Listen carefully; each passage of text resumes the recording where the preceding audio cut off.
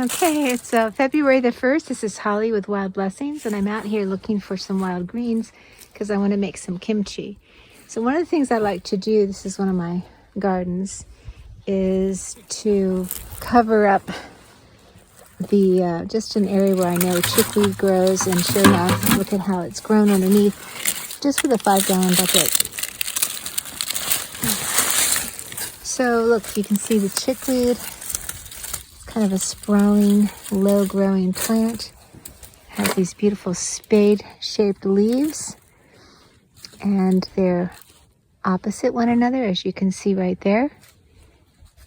They have little hairs all along the stem, which is interesting. They change direction after each axil. This is one of my absolute favorites, and I'm going to do a befriending plants class on chickweed because it's beyond amazing and it tastes incredible. Of course, there's a lot of wild onion. You can see that here. And what else do we have? These cuties. This is purple dead nettle. And we also have lots of mustard. No, this is all chickweed. Do we have any mustard in here? I'm sure there is, but I have to move some of the leaves. So one of the things you can do is always make sure that what you're gathering is the right thing. So this here is not chickweed. And do you see how it's in the same area? So you have to be super careful. I don't even know what that is. It's interesting. I'm going to find out. But so when you're gathering, which I'm about to do, just make sure that you're not gathering things like this. This might be crown vetch. Make sure you're gathering just what you know is edible. And I like to use scissors when I'm dealing with chickweed because I never want it to leave this area. So I'm going to give it a haircut, and I'm going to be very careful to just get purple dead nettle, wild allium, and beautiful chickweed. There's some more purple dead nettle, kind of heart-shaped leaves, very scalloped margins.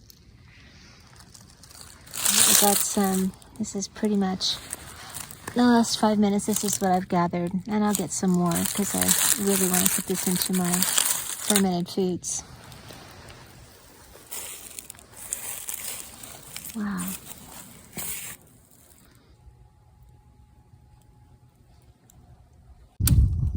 My nettle's starting to come up. This is Urtica dioica.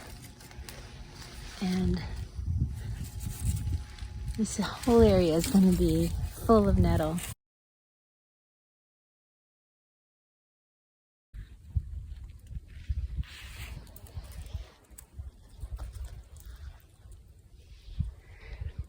The berberine in the barberry is a powerful antibiotic, and if I were to scrape this bark, you would see how yellow it is, and the roots as well. But the berries are also powerful, so they make a great tea. You can dry them, make them into a powder called zeresh. They use in the Mediterranean, and I'm just going to be putting all of this into a wild ferment. Chickweed.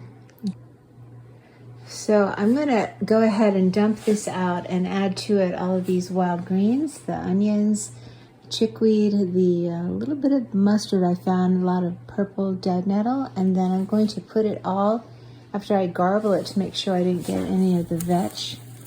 I got some marshmallow too. I'm going to put all of this into my salad spinner and clean it up real good. Now that it's all clean and dry, I'm going to chop it up with a good knife and then add my gingered carrots. Okay, so I have all the chickweed here, and there's the allium and just a little bit of the purple dead nettle. It's not my favorite flavor, but we're not going to taste it. It's just full of nutrition. And then there's the things I garbled out. I put the barberries into the gingered carrots, and now I'm going to cut it all up.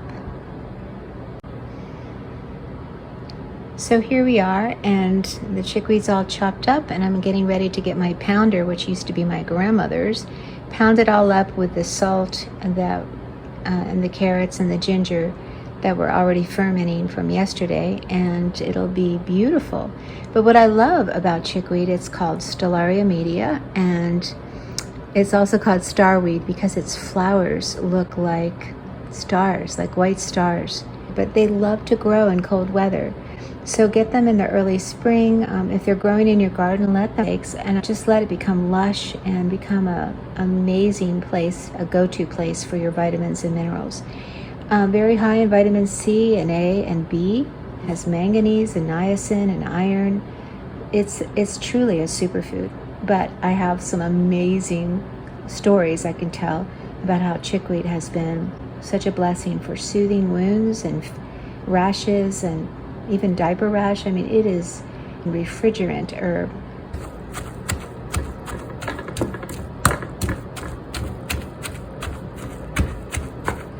You just want to pound it until the juices come out.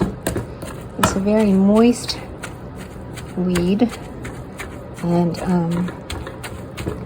the salt helps to bring that out. When you're fermenting, you want to use salt. Sometimes I use whey, but fermentation is one of the best ways to take a superfood and make it into a superfood, because your gut needs the lactobacilli and the good bacteria to counterbalance the bad bacteria. And if you've ever taken an antibiotic even once, you need to balance your gut flora by taking probiotics or prebiotics or just eating them in your food. One of my best sources I've ever found are actually weeds, edible weeds. So I'm going to keep this up, and then I'm going to put it in the jar. You want to keep it below the water level in the jar, and I'll show you that in a little bit.